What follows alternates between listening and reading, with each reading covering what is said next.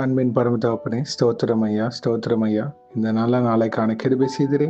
உமக்கே எல்லாம் துதி கன மகிமை உண்டாவதாக. கர்த்தாதி கர்த்தாவே, உமக்கே எல்லாம் துதி கன மகிமை உண்டாவதாக. ராஜாதி ராஜாவே, ஏசு ராஜாவே, உமக்கே எல்லாம் துதி கன மகிமை உண்டாவதாக.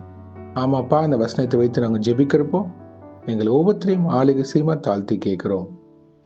Romans 12th chapter 17th verse.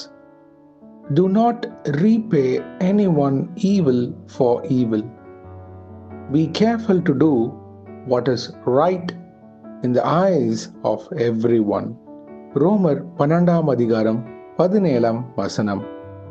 ஒருவனுக்கும் தீமைக்கு தீமை செய்யாதிருங்கள், எல்லா மனுஷருக்கு முன்பாகவும் யோக்கியமானவைகளை செய்ய நாடுங்கள். ஆமென். Thank you Jesus. இயேசுவே, இந்த வசனத்தை கொடுத்ததுக்காக நன்றி அப்பா. இது கேட்டுக்கொண்டிருக்கிற ஒவ்வொருத்தருக்காகவும் உங்க பாதத்தண்டை சமர்ப்பிக்கிறோம். அநேக நேரத்துல தகப்பனே, பிற மனிதர்கள் தவறான வார்த்தைகள், அவதூறான பேச்சுகள், எதுவாக இருந்தாலும் தீமையான காரியங்கள் எங்களை பத்தி சொன்னாலும் தகப்பனே, நாங்க அதற்கு திருப்பியும் அவங்களை குறித்து தவறாக பேசக்கூடாது இயேசுவே. அதற்கு நாங்க உமக்கு கீழ்ப்படிந்து, உமக்கு பயந்து, உம்மை பிரதிபலிக்கிற பாத்திரவன்களாக, இயேசுவின் வெளிச்சத்தின் பிள்ளைகளாக, அனைவருக்கும் முன்பாக நன்மையான காரியங்கள் செய்து உம்முடைய அன்பை வெளிப்படுத்துகிற பாத்திரவன்களாக எங்களை உருவாக்கி தாங்க அப்பா. இதுதான்ப்பா நல்லதுன்னு நீங்க சொல்றீங்க. அவங்க எங்களுக்கு இது செய்துட்டாங்க, நானும் அவங்களுக்கு இப்படி பேச போறேன், அவங்க எப்படி எனக்கு விரோதமா இப்படி பேசலாம் அப்படின்ற காரியங்கள் எங்க சிந்தனையிலே இருக்கக்கூடாதப்பா. கிறிஸ்துவின் சிந்தையாக இருக்க கிருபை செய்யுங்க. மன்னிக்கிற சுவாபங்களை எங்களுக்கு தாங்க. பிறரை ஆசீர்வதிக்கிற பாத்திரவன்களாக எங்களை உருவாக்கி தாங்க அப்பா. அநேக நேரத்துல ஒரு சிலர் படுகின்ற பாடு இது உமக்கும் அவங்களுக்கும் தெரியும், ஆனா பிறருக்கு அது புரிஞ்சிக்க முடியாது.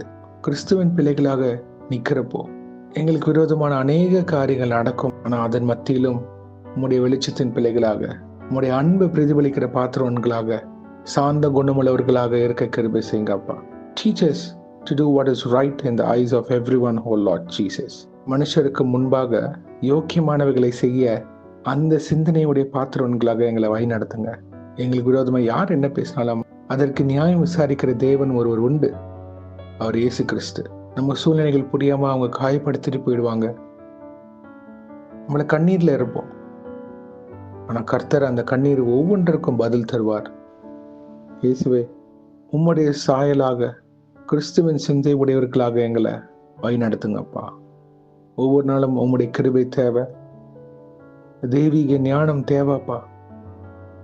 எங்களுக்கு விரோதமாக என்ன பேச்சுகள் வந்தாலும் நாங்க அதற்கு மறுமொழி கொடுக்காம சாந்த குணமுள்ளவர்களாக இருந்து, கிறிஸ்துவின் சாயலை தரித்தவர்களாக, உம்முடைய வார்த்தையை கை கொள்ளுகிறவர்களாக, ஜெபத்துல உறுதியாக நிக்கிற பாத்திரவன்களாக எங்களை வழி நடத்துங்க அப்பா. கோபம் வேணாம் தகப்பனே. எப்படி இயேசுவே எங்களுக்காக சிலுவையில எல்லா காரியத்தையும் நீங்க எங்களுக்காக சகித்தீரே, எங்களுடைய பாவங்கள், மீறுதல்கள், அக்கிரமங்களுக்காக எல்லாத்தையும் சுமந்து தீர்த்தீரே, பொறுமையாக இருந்தீரே தகப்பனே. அந்த சாயல் எங்களுக்கு தருமாறு தாழ்த்தி கேட்கிறோம் இயேசுவே. ஆமென். யோக்கியமானவைகளை செய்ய எங்களை வழி நடத்துங்க. பகை வேணாப்பா, வைராக்கியம் வேணாம், இயேசுவின் சாயல் எங்களுக்கு தருவீராக. ஆமென்.